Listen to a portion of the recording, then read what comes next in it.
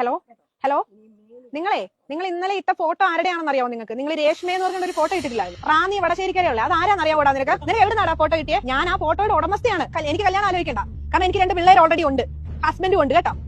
എടാ നീ ഒരുമാതിരി പന്നത്തരം കാണിച്ചോണ്ടിരിക്കരുത്. നീ പിന്നെ ഞാൻ വല്ല തെറി വല്ലതും പറയും കേട്ടോ. പണത്തിനായി എന്തെല്ലാം തരം തട്ടിപ്പുകൾ. അവിടെ പ്രായവും കാലവും ഒന്നും കാര്യമില്ല. വലിയ അധ്വാനമില്ലാതെ ഇരുന്ന ഇരിപ്പിൽ പണം തട്ടുന്ന ഒരു സംഘത്തെക്കുറിച്ച് പറയാം. വ്യക്തമായി പറഞ്ഞാൽ ഒരു കല്യാണ തട്ടിപ്പ് സംഘം. തന്റെ ചിത്രങ്ങൾ മാട്രിമോണിയൽ തട്ടിപ്പിൽ ഉൾപ്പെട്ടു എന്ന് മനസ്സിലായപ്പോൾ ആ തട്ടിപ്പ് സംഘത്തെ കൊടുക്കാൻ ഒരു യുവതി നടത്തിയ അന്വേഷണത്തെ പറ്റിയാണ്.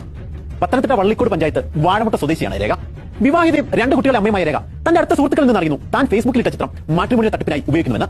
എന്നാ പിന്നെ തട്ടിപ്പുകാരനെ എങ്ങനെയും പിടികൂടണമെന്ന വാശിയായി രേഖയ്ക്ക്. സഹോദരന്റെ കല്യാണാലോചന നോക്കാൻ എന്ന പേരിൽ തട്ടിപ്പ് സംഘത്തെ സമീപിക്കുന്നു. തട്ടിപ്പ് സംഘത്തിന് സഹോദരന്റെ വിശദാംശങ്ങൾ മൊബൈൽ വാട്സ്ആപ്പ് വഴി അയച്ചു കൊടുക്കുന്നു. രജിസ്ട്രേഷൻ പൂർത്തീകരിച്ച് മിനിറ്റുകൾക്കകം ആലോചനകൾ എത്തി തുടങ്ങി.